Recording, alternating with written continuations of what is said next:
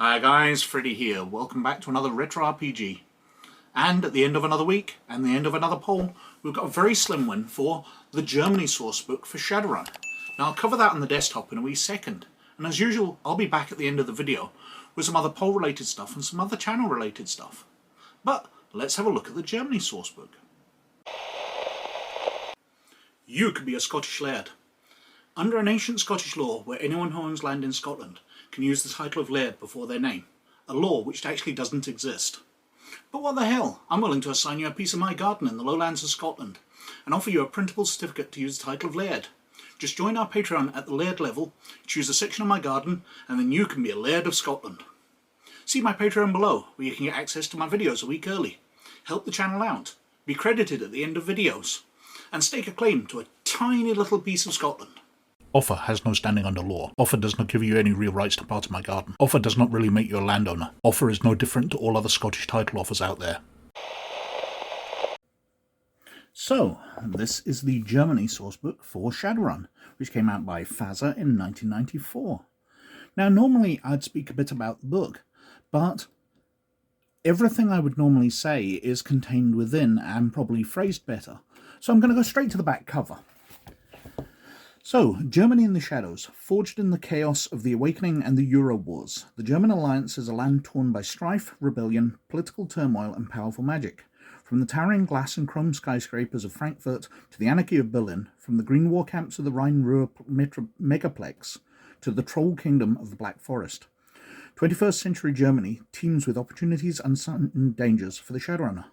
The Germany Sourcebook is a Shadowrun game supplement that describes politics, society, economics, and Shadowworld.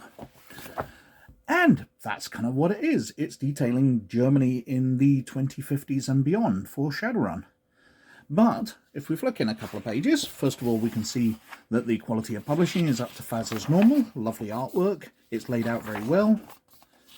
We've got the index, the credits, and then we've got the introduction to Shadowland. So this is the in-universe database where deckers and Shadowrunners go for information. And as I've commented before, I really like the way they laid this out. Because you've got the books which are already out, basically the files on the database which are already available, and it gives you hints what's coming out. So Fields of Fire is not available because they're still writing it. And then we've got the German Alliance book is highlighted and the segments that we're going to go through. But one of the most interesting things is in the introduction here. Originally written in German by Germans and published in Germany as Deutschland ist in den Schatten by Fantasy Productions in October of 1992, Germany Sourcebook offers a sometimes unique point of view that makes it different from an American product. Certain subjects that FASA's American products do not usually address in depth, such as religion, are an integral part of the German culture, so cannot be left out of a discussion of the German people's lives. Other topics that American readers might find unfamiliar are simply a function of the sensibilities of the writers and of the translation. The translated text remains as faithful as possible to the original and incorporates certain additions as necessary to clarify points for an American audience. Now, the comments they make about religion there, I find a bit odd, because Europe tends to be less religious than America.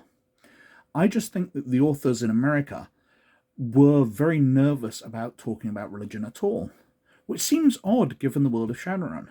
I would be very, very interested to know what the Catholic Church's, for example, reaction to goblinization. Because, obviously, orcs and trolls aren't dealt with in the Bible, but they're all God's children, maybe? I don't know how they dealt with it. But one of the areas here is controlled by the Catholic Church, which is why this book delves into religion in a way that other books don't. They also the point about it originally written in German by Germans and published in Germany. This is one of the first books, in fact, the first book really, to be dealt with outside FASA and then brought into the Shadowrun mythos. While the London Sourcebook, which predates this, was written by some British people and British authors, they were brought into FASA to write it, and obviously received a lot of guidance, but this was written totally separate, and is a very interesting look at a European country, very different to the way that Shadowrun tends to treat the rest of the world. Continuing through, we've got Welcome to Germany, the usual things, glossary for how German words are spoken, pronunciation and vowels, consonants. Then we've got facts at a glance, so the population and the breakdown into which metatypes. Germany is very heavy on dwarves, for example. Elves are very, very rare. Geography and climate, the usual things here. So how to get there, by plane, by train, by car. When you arrive on ship, what happens on arrival, what the currency is, how do you travel around the country. Very handy information, and things which most of an American or most non-Germans might not know. So great stuff. The laws and law enforcement, how weapons and cyberware are handled, illegal and addictive substances. Got information about the Matrix here. And throughout we're scattered with adverts for local things. Now this very much reminds me of the tone of the London Sourcebook, the way it was done as well. So it's nice to have another European country being handled in the same way. We go through the history of Germany. So detailing what happens. There's environmental disasters, which lead to large areas becoming polluted. Then there's the apocalypse, the death knell of German democracy tolled on March 4th, 2009. The nuclear plant at Cattenom in the French province of Lorraine lost both its primary and secondary cooling systems. So there's a nuclear leak. Then the awakening happens, and it talks through the dragons emerging, Lofwer, Nebelherr, Kettenstein, and Fireschwing. Now, Fireschwing is the first Great Western Dragon to be killed by humans, and its storyline continues in the Dragonfall video game, the expansion for the Shadowrun Returns game. Absolutely fantastic, and it's a game which is set in Berlin, so it gives you a lot of the tone of this area. But anyway, the democracy is restored, there's False Dawn, as basically Germany deals with goblinization and metahumans, but then the Vitus Plague strikes, and lots of people die. And then we reach the Euro Wars, when Russia invades Europe. That doesn't sound familiar at all. But basically, that tears Germany apart, especially as the Russians do reach Berlin. Carry on with the rebuilding afterwards, and then we go on to government. So it talks about how the government of Germany is. Now, Germany has basically failed as a country because it's been torn apart in the Euro Wars. And there are lots of states which make up the German alliance.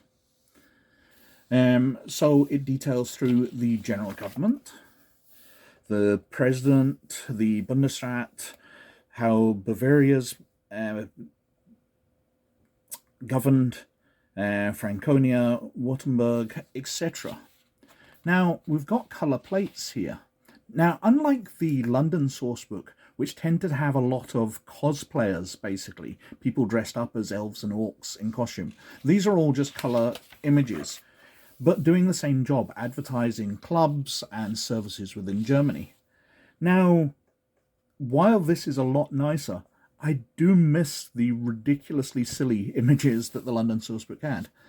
Anyway, carrying on through different areas, we've got the Troll Kingdom of the Black Forest, Greater Frankfurt, the Palatinate, Hesse-Nassau, Grand Duchy of Western-Luxembourg, where most of the dwarves live, Virginia. As you can see, lots of different areas which make it up. Duchy of Saxony, Westphalia, North Rhine-Ruhr, Brandenburg, North German Federation, Free and Hanseatic City of Hamburg, and then we've got associated regions. The Duchy of Pomoria, which is mainly the elves, so an elven country within Germany. We've got the political parties, secret societies, splinter parties, just going through all the government, all the politics of the area. Freemason lodges, foreign policy. Now, this is something which annoys me as a Scot, because we go through the foreign relations with Amazonia, Austria, Aslan, Balkan states, CIS republics, Czech Republic and Slovakia, England. That's the United Kingdom, not just England. England isn't a country, it's a country within a country. After the Czech Republic, England is Germany's most important industrial, military and law enforcement partner. We've got France, Hungary, Italy, Königsberg, North America, Poland, Russia, Scandinavia, Spain, Switzerland, and United Netherlands. We're going to the society, talking through what housing is like, what the food's like, public transport, media, healthcare, music, sports and leisure, different subcultures within it, what the matrix is like. Got the state security, so what military forces exist, how crime is dealt with. Then we're on to the economy, going through the large corporations and what their influence is. Obviously, Krupp is going to be the largest corporation because it's the homegrown business, formed from BMW and owned by Lothar, the corporate dragon. Go through Mitsuhama, Rinraku, more colour plates, an advert for Krupp there, with the dragon on the head. BIS, controlling your area. And then we're on to individual areas. So we've got the Rhine-Ruhr megaplex. It goes through the vital statistics and breaks down those, how to get there. Again, treating the individual areas within Germany as their own separate countries. So we'll skip through these fairly quickly. These are interesting areas with their own tone, but to a foreigner, it's difficult to tell the difference between many of these, except when they really take on the tone of Shadowrun. So you've got the Dwarven country, the Elven country within it. The artwork's quite nice. I think that one was used in Harlequin. We've got the Awakened Lands, so the Black Forest Troll Kingdom, the Duchy of Pomoria, the Marienbad Council, more colour plates. I do like that one for St. George's Pilsner. The Free State of Westphalia. Then we're on to Berlin. Well, Berlin is one of the most fascinating areas within Germany because it is an anarchist city, basically. There is no real leader of it. It is completely chaotic. In fact, it's so chaotic that when we reach the section on law, if we skip through, a study in anarchy, talking about raves. You can tell this was written in the 90s. Law and order. Berlin's approach to law and order is unique amongst cities of the world. Crime in Berlin does not exist because Berlin has no laws to break, save for the anarchist proclaimed final law, which states no individual or organization shall make or enforce generally accepted rules or accumulate significant power. So why isn't everybody just killing each other? Because everybody hires their own personal guards and personal police. The police have basically become a security force hired by people. And you've no idea who's going to have powerful bodyguards. So generally the streets are quite safe. But there are no laws. You can get up what you like. Now, skipping back a couple of pages, one of my favourite sections here is it's talking about Lothar's commitment to anarchy. And there's a comment here from one of the Shadowrunners within the universe. Lothar, I suspect, is more totalitarian than an anarchist. Anarchy runs in the other part of his family. Chummer, hope you got Bang Bangs jabbing at the Whizworm like that. Hope you got a deep hole to hide in. Well, he doesn't need a big hole to hide in, because it's the Big D. So it's actually Dunkelson, the Great Dragon, himself commenting. And then we've got Harlequin. Yes, do you? So a nice little in-world joke that when he's discussing Lothar's part of his family, he knows because Dunkelson's been around as long as Lothar, many millennia. Anyway, carrying on through, we've got details of corporations and the way that Berlin works. So the different polyclubs, adverts here, continuing through what it's like to live in, food and shelter, employment, what the leisure is, how Shadowruns work, different places to stay and places of interest. Just really detailing out Berlin in wonderful detail. Really does make it a great place to set adventures.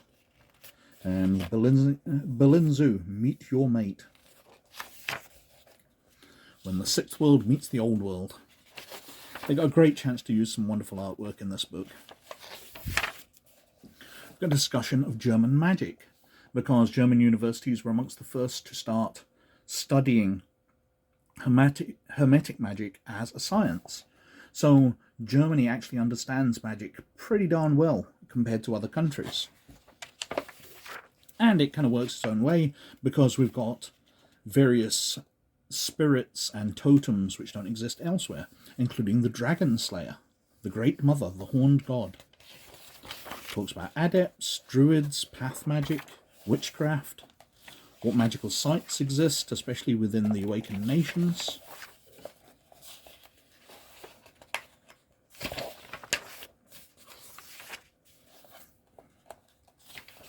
And just lots and lots of them. And then we've got individual special magic rules for how these totems work, what they grant you, what the magical sites do, just giving the Game Master more information.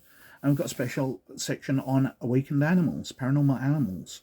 Many of these are covered in the Paranormal Animals Guide, but some of them aren't. It gives some ideas for different creatures, things which are a bit different, to make Germany unique. Then we've got the lands of the German Alliance, maps of Berlin, and the Rhine-Ruhr megaplex. So that was the Germany Sourcebook for Shadowrun, and that won the poll this week with some 32% of the vote. Just 1% ahead of Marienburg Sold Down the River for WoW and Fantasy Roleplay. A very tight race. Marienburg was actually leading the poll for a part of the week, and then Germany overtook it absolutely massively, and then Marienburg was catching up again. If the poll had run another day, I don't know which would have won, but I had to close it off at some point to make this video, so Germany won.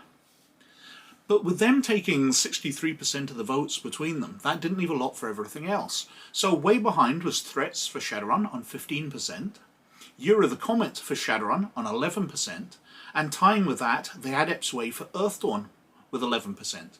But with 4 of the options from FASA, FASA was definitely going to win this one.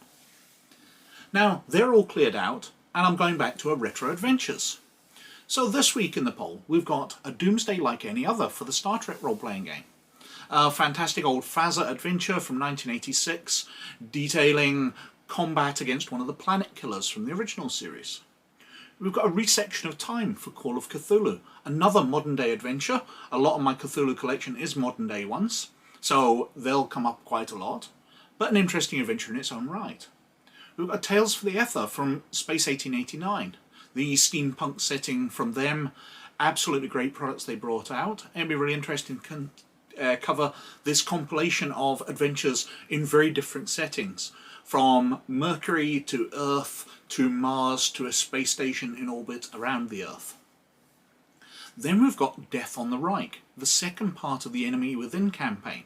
Now I've covered the first part, Shadows over Bogenhafen, in a Retro Adventures before, and it'd be interesting to carry on through the campaign, but personally I think the Enemy Within did peak with its first part. And finally we've got Quest for the Unknown for the Hackmaster role-playing game. Now this is the comedy version of In Search of the Unknown, which we have covered on the channel before. So it'll be interesting to see what the difference is and how they made it comical.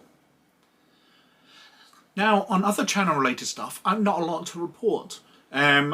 We should be playing the Cyberpunk game in the next few days if it comes off, because I've actually had very low responses, people willing to commit to actually playing it on the Monday or Tuesday dates I can agree to. But we shall see what happens. Maybe everything will come together and we'll have had a great time, and next week I can report how wonderfully it went. But we shall see. Other channel related stuff, well, I've had a burst of activity because I released a video which I'd made many weeks ago, but it hadn't been public, and it's getting absolute whale of success. So there should be a bunch of new people on the channel, and there's lots and lots of comments. I've spent most of the afternoon responding to people. I'm going to have to look at that if the activity continues, but we shall see.